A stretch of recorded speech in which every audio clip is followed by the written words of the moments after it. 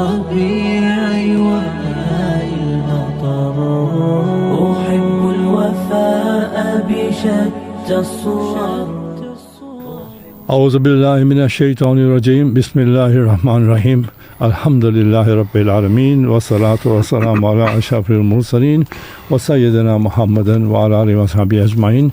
Assalamu alaikum wa rahmatullahi wa barakatuh to all of you. Yes, we are coming towards the end of Ramadan. What a pity.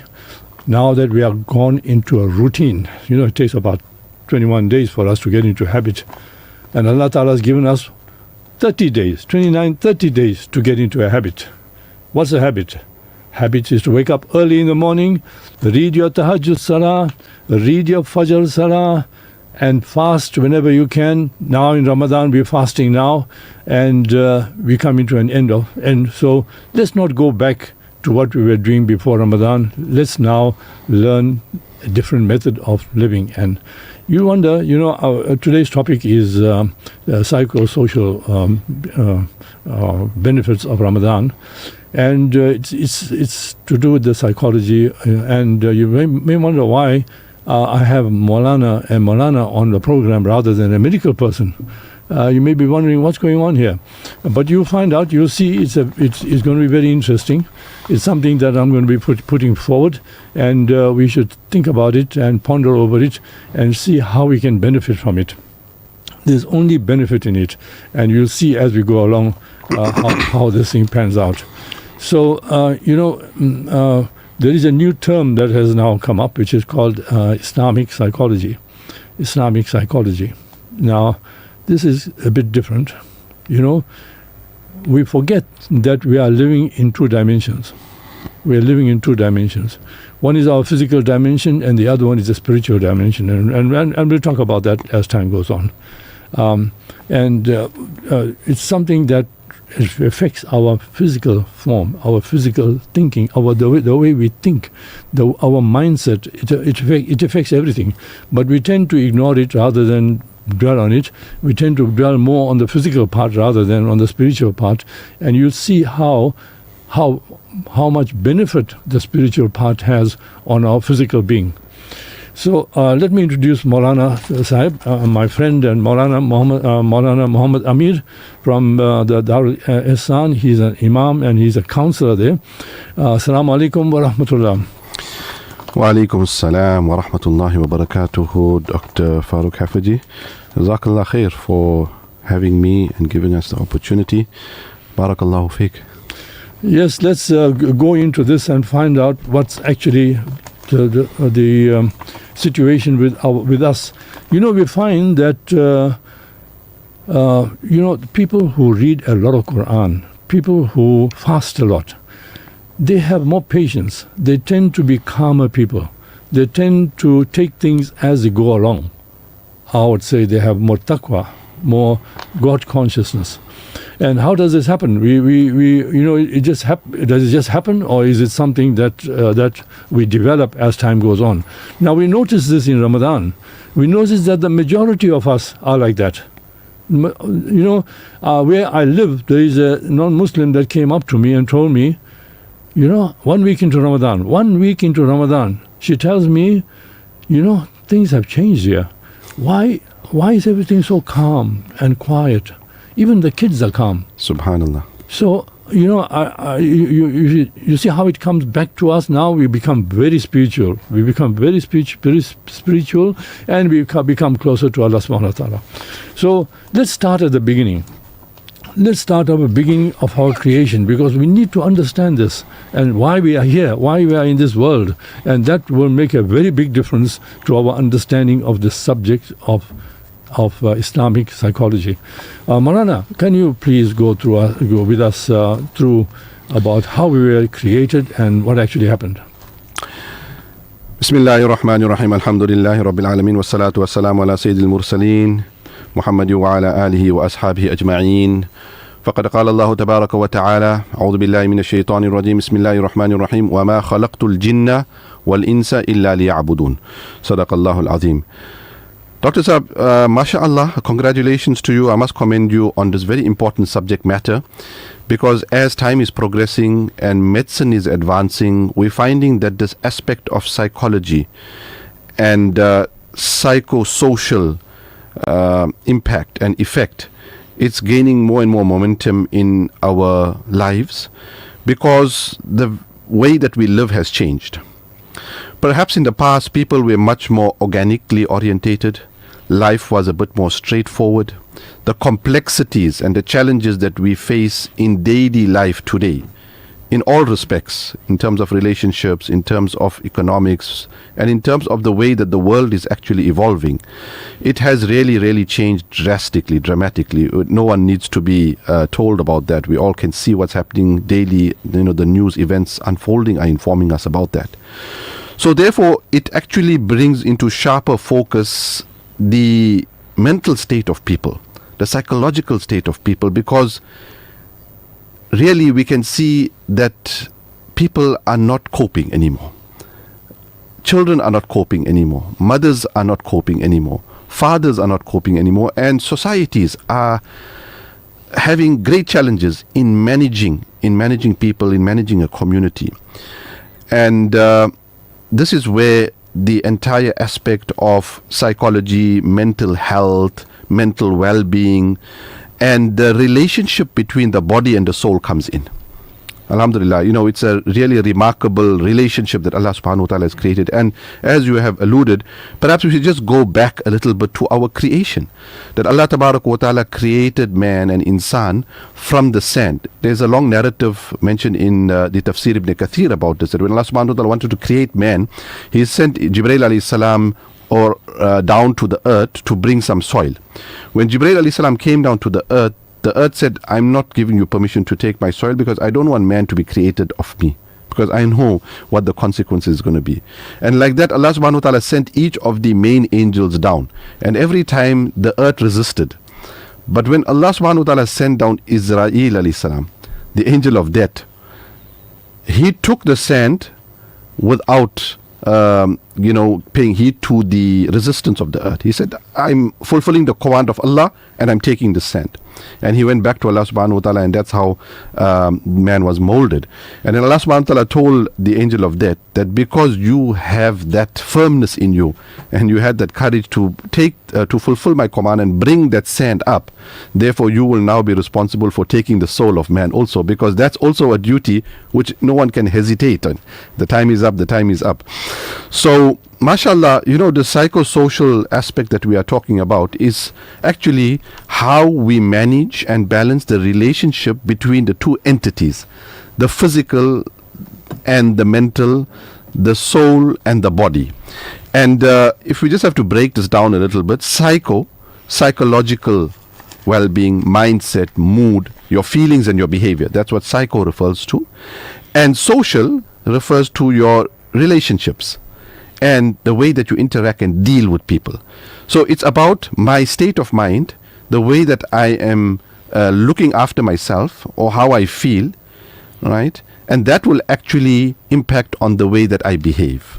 And I think this is where our subject matter of Ramadan and fasting really comes in, and it throws out a very beautiful understanding and explanation as to the wonders of fasting and the wonders of the laws of Islam. Fasting is one example, but Allah subhanahu wa ta'ala has wonderfully created such a beautiful deen for us, a way of life, a way of living for us, that it is mentioned that the laws of Islam are such, Allah subhanahu wa ta'ala has devised them such, that what Allah has made obligatory, incumbent, you must do, there's no choice in it. It is so beneficial for us that Allah has made it compulsory, so we can't miss it and we don't miss it. And everything that is harmful and that Allah has made haram means that it has got so much of harm in it that Allah doesn't want you to go anywhere near it. So Allah protects you from it by making it haram. So this is the principal psychology between the laws of Islam and the favor of Allah and the care that Allah subhanahu wa ta'ala shows towards His humankind, the creation. Okay, so when we were created, Adam alayhi salam was created from that soil that you're talking about, and from Adam alayhi salam, all the souls were created. Yes, So that means our soul was present at that time, absolutely. and our souls knew what the angels were like, and what Allah Ta'ala is, and the fact that we saw the unseen. Yes. Now, we took a covenant with Allah subhanahu wa ta'ala. What was that covenant? MashaAllah, a good point to start, that we all emerged from the realm of the souls, the alam arwah as it is known. So Allah subhanahu wa ta'ala created the entire humanity from beginning to end, and Allah gathered all the souls in the alam arwah, in the realm of souls, and Allah subhanahu wa ta'ala took a covenant which is known as the covenant of Alast. Alastu bi rabbikum. Every person was present there, whether it was the Anbiya and the messengers, be it Fir'aun, be it the best of people and the worst of people. And every person, a believer and a non-believer, said, Qalu Bala. Oh Allah, you are our Rabb, you are our Creator. We acknowledge this fact and we affirm it. So we came down to earth, and our bodies were formed here, Yes. in our mother's wombs. And then Allah Ta'ala put that soul that we're talking about into the body. Exactly. Now, the problem is now that we are now in our bodies living in two realms. We've got a physical body, and we've got the soul that now comes from up there. Now, that soul, as we need to nurture the physical body with food and water and whatever else and rest, we also need to think about our soul. What do we do about our soul? Yes, and this is significant that you mentioned this. It is because the soul is the origin, and the soul is the priority, and the soul is the mainstay of our existence. The body becomes a vehicle to traverse a journey from point to point. So we all were created at one point, and that is why some of the scholars say that we are all the same age. Because if everybody's had one birth point, it is only what changes is which realm you are in. So some people came into the realm of this world, this dunya, maybe thousands of years ago. They traversed their journey and they went back into a realm where the soul still exists in that realm. We came later down now in the 1400s, and we will go back to the same realm where the souls are at the moment. So if you understand the logic, it means that Allah subhanahu wa ta'ala created everyone at one point, and the destruction of the universe will also take place at one point, and that is Qiyamah. The difference arises is when Allah subhanahu wa ta'ala sent us into this world.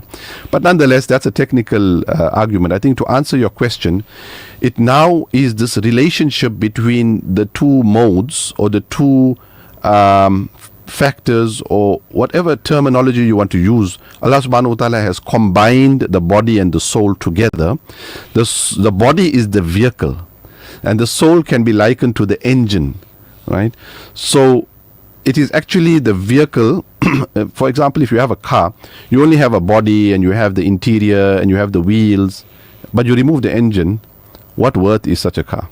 And that is why when a person doesn't have a soul, his body is worthless. It's called a lash in Urdu. Lash means lashe. There's nothing in it. Nobody wants to keep it. You got to dispose of it. Even during when somebody dies, we call it a janaza. Yes. We don't use the person's name. There's no identity to that body any longer, because the identity was attributed to the soul. Who the person really is. So now we really need to take care of that soul. But I'm just talking about anxiety. The millennials, who are people who were born before the turn of the century, and Generation Z, we find that millennials in the whole world, 60% of them suffer from anxiety, and usually social anxiety. And with Generation Z, the anxiety levels are even higher. It's about 80% of people, of these young people, suffer from anxiety. Sometimes they grow up with this anxiety, not even realizing that they're anxious.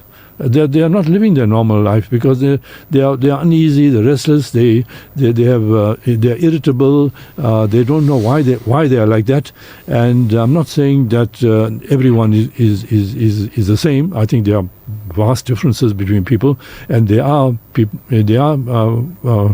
in the millennials and in Generation Z who are fine, well rooted, they are very good, absolutely fine. But we're talking about people who are suffering from this anxiety, and we need to now address that issue, and we need to talk about what we can do.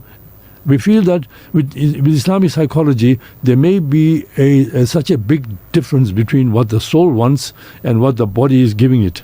And so because of this disparity between the two, because there's such a big difference between the two, the person becomes anxious, and they don't know why they're becoming anxious. They don't know what the cause is. And you ask them, why are you anxious? And they say, I don't know. But there maybe, we don't know. We're exploring this thing here, and we want you to also take part in this and try and think about it and ponder about it. So we need to now think about our soul very, we don't really think about it. I'm talking about myself as well, and you as well. Do we think about the soul? We don't think about the soul. We just go on with our body lives, and we look at things around us, and we look at all the creation of Allah subhanahu wa ta'ala, but we don't think about what to do with our soul. What do we do? So indeed, Dr. Saab, we got to be very objective here.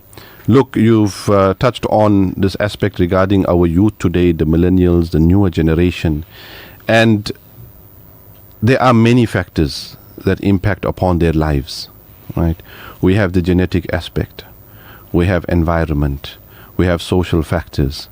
We have their own hormonal changes that take place.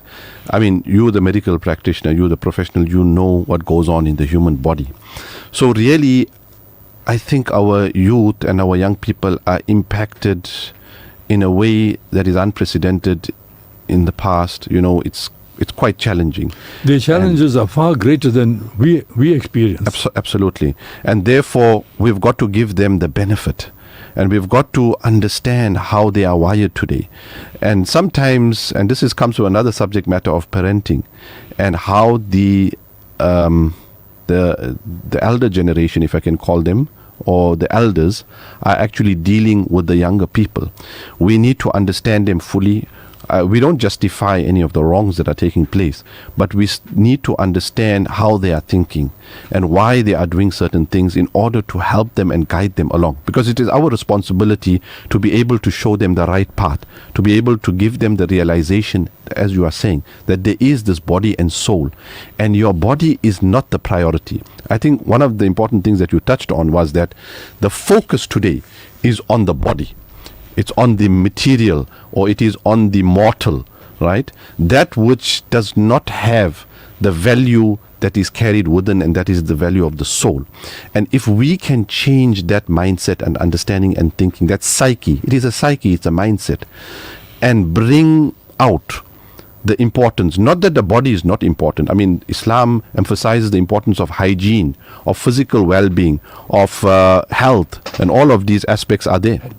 However, importantly, we cannot neglect the aspect of the soul, because the soul actually gives impetus, and it gives life, and it gives well-being to the body. And this is where our subject matter comes in, of the mental well-being of a person, the self-discipline, the mind-body connection, and how we actually manage this relationship.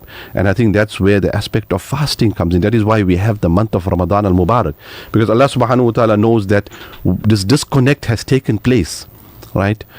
We've given high priority to the body, to the external factors. I mean, if you have to look at the cosmetic industry, the biggest industry in the world today is the cosmetic industry. What does that tell us? That tells us that everybody is looking after the body. Everybody wants to look the best. Everybody wants to have the best image, the best outer image, the best appearance. And then if you look at the this fitness game that we have, I mean, our young people are gone crazy about this, and they are roaring industries. Why? Because there's such a big demand. Because people have understood and appreciated the the need to actually look well, or to appear well, or to have a good appearance and a good body. But does that also hold true for a person having a good functional soul?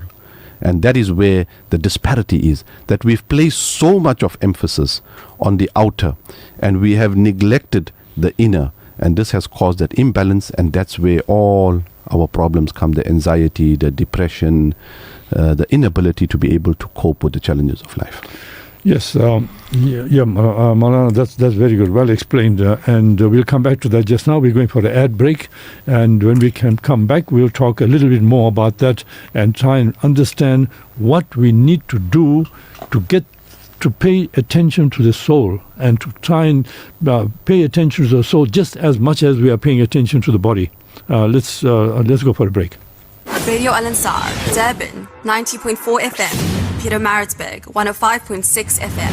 Elegant, stylish and affordable, Al Noor kurtas are designed to make you feel confident and stylish with intricate embroidery, vibrant colors and comfortable fabrics. These kurtas are sure to become your go-to choice for everyday wear and special occasions alike. Visit the Al Ansar bookshop at 207 West Road, Overport, or call them on 031 208 1601. Al Ansar Shop, your one-stop Islamic shop. With 49 years of experience in the motoring industry, Metro Car Sales has been proudly serving you since 1976. Need a great deal on your next car? We've got you covered. We offer in-house finance arranged in 1 hour. So, what are you waiting for? Call us now on 033 3942 595. Visit us today at number 1 Boshoff Street, Peter Maritzburg. You can also check out our amazing deals online at www.metrocars.co.za. Metro Car Sales, your number 1 dealer in wheels. Africa. This Ramadan, join Africa Muslims Agency to provide meals of mercy in 23 nations across the world. Feed the fasting for 120 Rand per day, provide a grocery hamper for 1,800 Rand per month, and feed a community for 19,000 Rand per day. A single meal can turn hunger into hope from Gaza to South Africa to Malawi and beyond. Help AMA to set a table where there was none. 23 nations, one table, every meal a mercy. Are you stressing about styling your home this Eid? UNG Factory Shop has you covered with their Eid sale. Fabrics from just 49 Rands per meter, 2 scatters for 100 Rands, ready-made curtains, 79 Rands a drop, 2 standard pillows for only 49 Rands. Hurry while stocks last. Shop 124 Felix Lamini Road, Overport. UNG Factory Shop. Style your home for less this Eid. Radio Al Ansar 24/7, 365. أحب الوفاء بشتى الصور، أحب الوفي الأمين الأغر، فأهل الوفاء كلون السحاب وحسن الربيع وماء المطر. أحب الوفاء بشتى الصور. Assalamu alaikum wa rahmatullahi wa barakatuh. Yes, you can interact with us on the WhatsApp on 060-904-1056. 060-904-1056. We have a question which relates to this body and soul issue, and we just I'll just paraphrase it and say that if you have a good body, and does that mean that you got a good soul? And if you have a good soul, does it mean that you have a good body? What's the difference? Bismillahir Rahmanir Rahim. Nahmadu wa nusalli ala Rasulihil Kareem. Dr. Saab, that's a tricky one, I must say. But look, this is what it is. It's the relationship between the two components and the two factors that Allah subhanahu wa ta'ala has combined into one. And in the hadith, Nabi Kareem sallallahu alaihi wasallam has informed us, Inna Allah la yanzuru ila suwarikum wa amwalikum. Allah does not care and bother about your outer appearances, how a person looks physically, because that's created by Allah's choice. So different people are created in different ways, different statures, different colors, etc. Right? وَلَكِنْ يَنْظُرُ إِلَىٰ قُلُوبِكُمْ وَأَعْمَالِكُم. Allah looks at what is within a person, the heart of a person, the soul of a person, the attributes and the character of a person, and Allah looks at the deeds that emanate from that body. That is why the body is worthless, as we said. What will carry forward is the actions that body did. That will determine the benefit to the soul, or it will determine the status of the soul. The actions that the body did, with that physical body, that will actually determine the status of the soul. So I think, just to give clarity, we need to be well looked after, in the sense that we look after our body. Our body is an amana, it's a trust. In other words, you don't neglect your appearance. You don't neglect your body in terms of its physical health, etc. It is most important. You consult with your medical practitioners. You take all measures to ensure that you are in the best of health. Because it's only when you will be in good health that you will be able to look after your soul. If a person is ailing and a person is unwell and a person is, struggling along, like a person who struggles to breathe, etc., he cannot perform ibadat well. He cannot reach out to the needs of the soul well. So this balance has to be struck between the body and the soul, between the well-being of the body and the soul. But what we are speaking about is, what should we prioritize? And in the month of Ramadan, and coming to our subject matter really, is Allah subhanahu wa ta'ala teaches us and trains us that which should be prioritized. And that is why Allah subhanahu wa ta'ala reduces all the physical factors. Reduction in food, reduction in drink, reduction in sleep, reduction in speech, reduction in association and socialization. These are all our physical factors. And Allah increases the spiritual aspect, the spirit, the ruh comes to the fore. And that's where people find themselves. And that is why Ramadan is about finding ourselves. Yes, and that's when people read more Quran, they make more zikrullah, they make sure that they read salah, they read extra salawat, they read tarawih salah, and all that contributes to this lifting up of the soul, of feeding of the soul, and bringing the soul up to a situation where now the soul is also being taken care of. And that is what causes our calmness, our being good to people, our responsibility towards humanity, and our caring attitude, and the fact that we don't fight so much, we don't swear so much, we don't do things that are all negative. Yes. We do all positive things, and that's because our souls are being nurtured, and so we should learn from this, because Allah Ta'ala says in the Quran that fasting is good for us, and if we only know. Now, that's one of the aspects where fasting is good for us. So we need to think about that and say to ourselves, look, if this is working in Ramadan, why can't we continue doing this outside Ramadan? Absolutely. And, let's go to a very important statement of Ibn al-Qayyim rahimahullah, was a prominent scholar and physician and a leading voice in Islamic psychology. So he explains this very well. And he says, Aql and Iman want what is best for us. Aql and Iman, a person's intellect and his spirit, his Iman and his faith, they want what is best for the soul. So they alert the soul to the consequences of sin and the consequences of bad habits and bad behavior, etc. Right? That's our conscience. That's the conscience, right? And on the other hand, the nafs, the inner of a person, the ego, if you want to call it, or the desires, they actually want to cause a person to remain in a state of dilapidation. So that's why the nafs also, it has different stages or states. So we have a nafs amara, one where the nafs controls the person's actions to such an extent that it doesn't allow the person to progress spiritually. It's called nafs amara. It means a mighty instructor. And it's a very bad state of nafs. It is something that is prone to evil, prone to sin, prone to wrongdoing, prone to a lot of spiritual illnesses and diseases, pride, anger, haughtiness, arrogance, miserliness, bitterness, hatred, vengeance. All these factors take grip of the soul, and a person behaves in that way. And then we have the next state of nafs, which is nafs lawama, where the spirit gains a little bit of control over the lowly nafs, and it avoids a lot of sins. At times it slips, and at times it succeeds. So that's an intermediary form of nafs, which is nafs al-lawwama, and most people are in that state. In the month of Ramadan, we see that very prevalent. People are doing good all the time, and they're fighting off the lowly nafs. And then you have a nafs mutma'inna, which is the desired state, the highest state, which is a nafs which is completely at peace and ease with itself, meaning the advances of the lowly self are not able to overcome it. So a person remains in a state of good behavior, good habits, good attributes in ibadah and in worship, mostly. Not that the person will not sin, a person may sin, but that will be an occasional slip where a person will recover from it, he'll make tawbah and he'll go back to his state of obedience and peace. Okay, so now looking at this in a two-dimensional way, and concentrating now on this on the soul and the spiritual aspect rather than the body, how can we enhance this? I know in Ramadan we read a lot of salawat, we read Quran, we do zikrullah, all that benefits us greatly.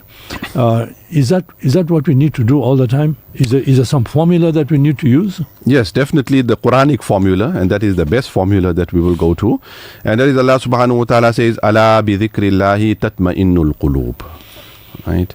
The heart and the soul will find its peace and will find comfort in one particular aspect and mode that a person continuously uses as a reference, and that is the dhikr of Allah.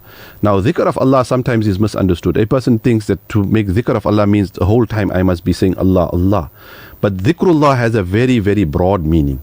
It means that a person remains in a state of obedience, in a positive mindset all the time, and in a state of mental, physical and spiritual well-being.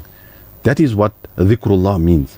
It means that every aspect of his life, from morning to the evening, he looks at it through the prism of the favors of Allah. Because when a person looks at the favors of Allah, then a person actually becomes a grateful servant, and a person does not complain. One of the biggest factors of anxiety and depression today is people complaining. We're not looking at what we have, what Allah has done for us. Allah has given us life this morning. Allah has woken us up this morning. Allah has done so many things for us. We're looking at what is not. And when we do that, that is when depression sets in. That is when anxiety sets in. This competitiveness with the world, and that is where the whole social media angle comes in. That people are being fed. This is a feed, you must know. That's why they call it a feed also, you know. It's a feed. It's feeding us. And what is it feeding us? It's feeding us poison. It's telling us what the world is doing and how the world is behaving and the immorality. And it's showing us the immodesty and the immorality of human beings. And that is informing our soul, and it's informing us that is, look at the happiness of these people. Look at the well-being of these people, all in inverted commas. But are they truly happy? Is it truly well-being? Is it truly life? No. So therefore we come back and we say that this Quranic formula of being able to understand the soul. That is why the scholars of Islam say, Man arafa nafsahu faqad arafa rabbahu. The person who has recognized his soul, he has indeed recognized his creator. And the recognition of Allah, which is our objective of life, begins from the recognition of our own soul. What the soul needs, what the soul wants, what the soul should have, and what should be desisted and resisted from that will harm the soul, and what will cause a person's spiritual decline. These are aspects of learning, and these are aspects of identification. And when we are able to recognize these and identify these, and we are able to work on it, and it's not something that is wishful that just happens overnight. It's a lifelong process for a person to be able to mold the soul and to achieve that qalb salim, as the Quran Sharif says. Allah wants us to return with a purified heart on the day of Qiyamah. To attain this, it is a work in progress. It is a lifelong process, and it is something that a person may need help and assistance with, like in our diets, like in our legal aspects of life, like in other aspects, our medical, physical life. We need the help of experts. So a person needs to reach out to a person who understands these aspects. Yes, I must point out that there are people who suffer from anxiety and depression caused by neurotransmitter problems in the brain, and these people require medication, and sometimes for short term, sometimes for long term, and we realize that that's what they need.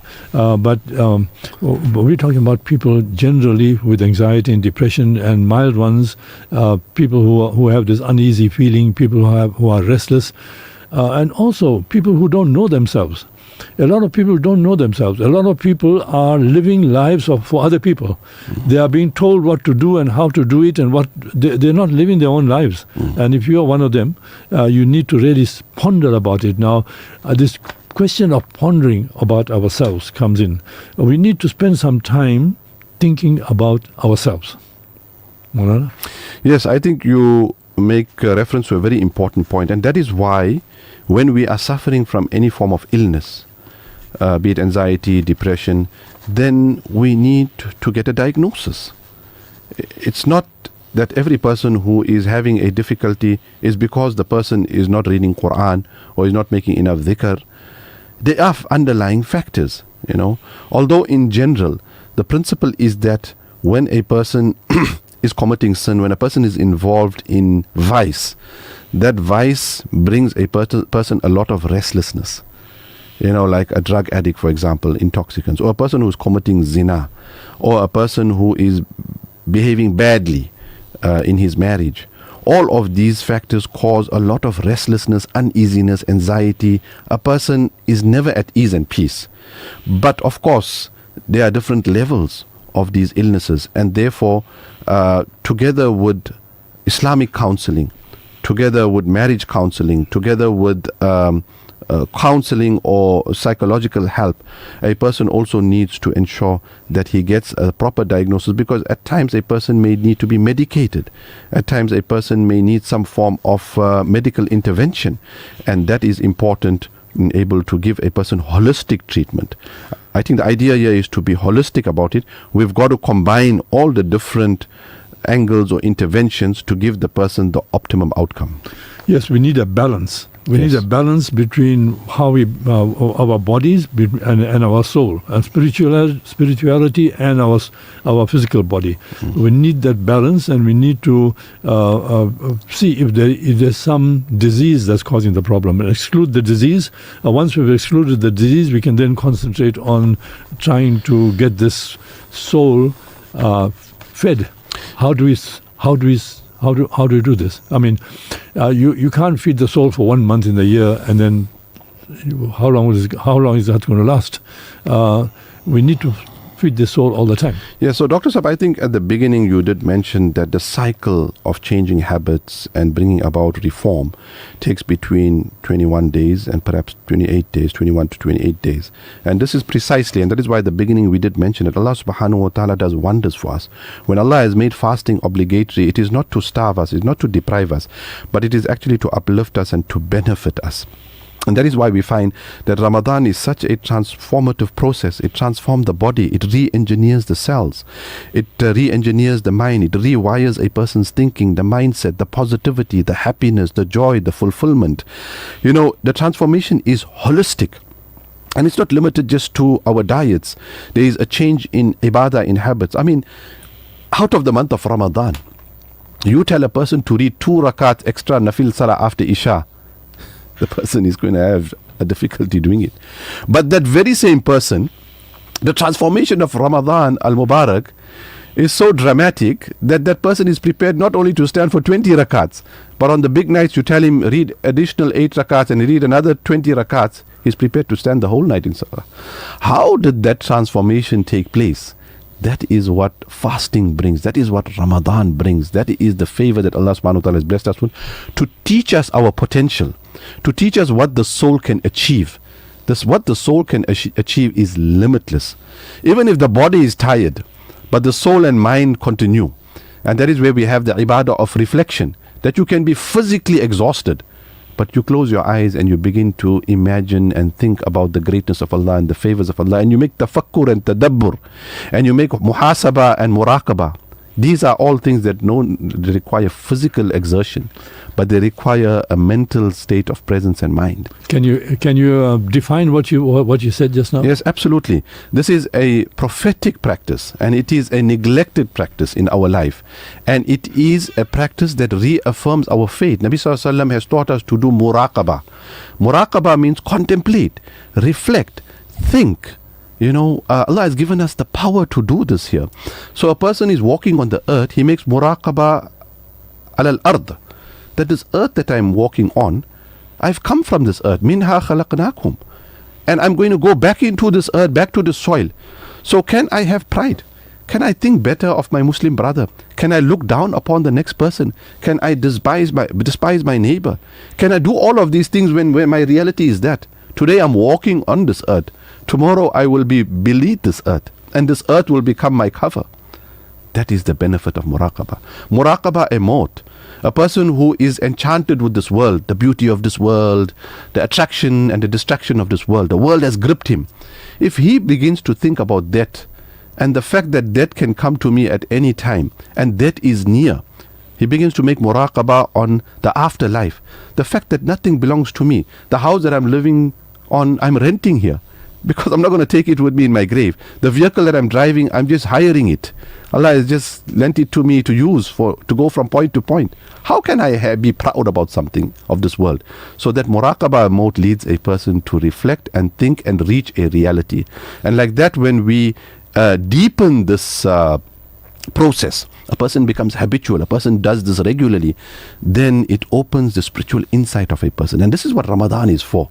Allah subhanahu wa ta'ala wants to open our spiritual insight. This nur that the believer carries, the light, the inner ability to understand reality, to navigate the true life. That's what Ramadan wants us to do. Navigate true life. Don't get bogged down with the temporariness of this life and the wealth of this life and the relationships of this life, because nothing here is loyal. The world is not loyal. The worldly relationships are not loyal. When I say worldly relationships, I mean those relationships that a person keeps for the purposes of the world.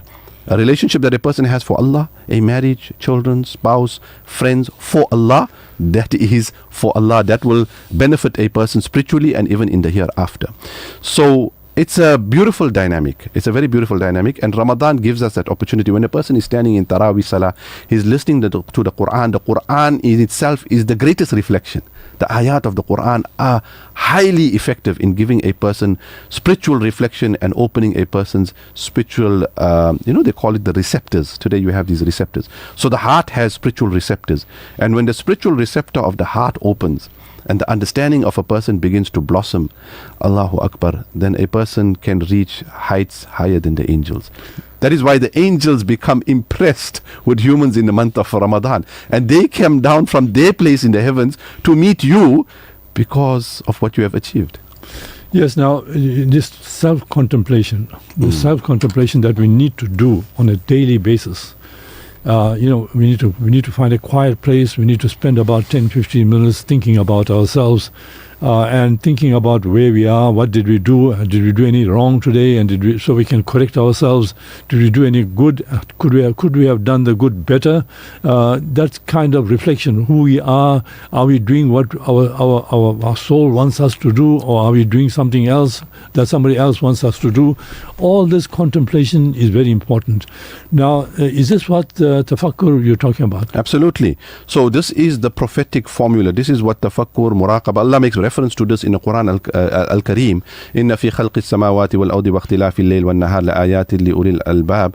And then Allah says that this is the process of thinking, reflecting over Allah's favors, Allah's greatness, and where we position ourselves in this entire equation. That is what is required. A person must be able to determine, to navigate that where am I? Am I on the side of gratitude, obedience, ibadah, worship, and understanding and appreciation, or I am on the side of neglect, of ingratitude, of rebelliousness to my Creator? And once we be able to determine this and create this balance, then a person is living a fulfilling life. They come back to Allah, bi dhikrillahi tatma'innul qulub, that heart of yours is only going to find rest, comfort and peace when a person is in that space, that balanced space of obedience, of understanding, of good reason, and of doing everything holistically. That is why Islam also calls upon us to avoid extremes, because a person can go on the extreme in ibadah also. He wants to neglect his family, he wants to neglect his duties, and he wants to say, I want to sit in the masjid the whole time. Allah himself in the Quran Sharif says, don't sit in the masjid the whole day. فَإِذَا قُضِيَتِ الصَّلَاةِ فَانْتَشِرُوا فِي الْأَرْضِ. Allah says, when the salah is finished, go out now. Don't sit in the masjid the whole time. Leave the masjid and go do what you have to do for your soul, for your physical life, for your duties and your responsibilities that you have. So this balance in Islam. And the other extreme is complete neglecting the laws of Allah, neglecting the importance of the soul, neglecting the nourishment of the heart and the soul. And that is why Nabi Sallallahu Alaihi Wasallam has mentioned in the Hadith Sharif that Allah wa inna fil jasadi la mudgha. There is a piece of flesh in this body. إِذَا صَلُحَتْ صَلُحَ الْجَسَدُ كُلُّهُ. That when you transform this, when you rectify it and purify it, the whole body reaches equilibrium. A person's mental well-being is in its place, a person's spiritual well-being in its place, physical well-being, and that is the perfect state for the human being to be in, and that emanates from the heart. Yes, and that's what we need to try and achieve. For a good life, for a calmness in your life, for less problems that you... Sometimes we create problems ourselves. And this is from a bothered mind. A mind that's not resting, that mind is not settled, and now we need to look at this in a way, and bring the spiritual dimension into our lives, and I think we need to focus on that. And let's hope now during this Ramadan is nearly finished now, and our hope is that you will do this consistently. You will do this out of Ramadan consistently. Think about your soul. Think about where you are, where you're going, how are you nurturing your soul, and what you need to do to nurture your soul. If you're not sure about it, talk to an alim. Talk to your alim that's close to you, that you follow, and see what you need to do to get this spirituality up in your life. And if you get that balance right, look after your body, look after your spiritual side, and you will have a very comfortable. Nothing will bother you. You will be calm, and you'll be easy to get on with. You'll get on with people quite okay. You'll actually bring people together. You'll bring warring people together, because that's what your desire is. That's what your soul wants. So the soul wants only good things, and so if we can do that on a consistent basis, Maulana, yes, that's what we need. So Dr. Saab, I think, I wish we had more time, because this discussion is only getting better and deeper. But nonetheless, what Ramadan has given us, let's sum it up, right? Yeah. It has given us a routine. It has taught us discipline. And it has shown us the benefits of it. Right at the beginning of the show, you mentioned, your neighbor mentioned to you, what has changed? How have people become so good? Why is everyone behaving differently? Ramadan has given us this and brought us. It has given us a routine, and that is what we need for our life. We need a constructive routine, not an imbalanced life of feeding our body so much that we neglect our soul, and not having such an extreme of focusing on our spirituality or soul to such an extent that we neglect our physical aspect. The other aspect I think that you have alluded to, which is very important, is that if we need help, and we all need help, then go for it. Get mentorship. Crush the idol and the ego within you that I don't need help. I can do it myself. When a person is sick, he runs to the doctor. When a person is in legal trouble with SARS and everyone else, he runs to the accountant and the lawyer. When he got legal problems, any problem we got, we run to the expert, because we know that we're going to get help from there, and we put our total trust in him. But when we got spiritual problems, when we got anger problems, when we got, we're not coming right with our relationship with Allah, then we don't see the need to go to a spiritual doctor. Why? It's the ego, it's the pride in a man that stops him. Say, no, I don't need to go by that Maulana or that Alim or that Imam. I find it out myself, I'll Google it. So for everything else, we'll use the professional, the expert. But for our spirituality, which is the most important aspect of our life, we want to use Google. Right? So I think that's an important thing. And you have very nicely mentioned that eventually this plays out in our relationships. And there's an ayah, and perhaps, inshallah, Allah give us the opportunity, we'll discuss the ayah of psychology in the Quran al-Kareem. خُذِ الْعَفْوَ وَأْمُرْ بِالْعُرْفِ وَأَعْرِضْ عَنِ الْجَاهِلِينَ. It is a 3-phrased ayah and verse, which the commentators of the Quran has mentioned, لَيْسَ فِي الْقُرْآنِ آيَةٌ أكمل لمكارم الأخلاق من هذه الآية. That there is no verse in the Quran which has a greater amount of psychology and good character and good reasoning in it than this particular ayah in the Quran, which means khudhil afwa. Take to forgiveness. Become a forgiving person. Become someone who understands and finds another person.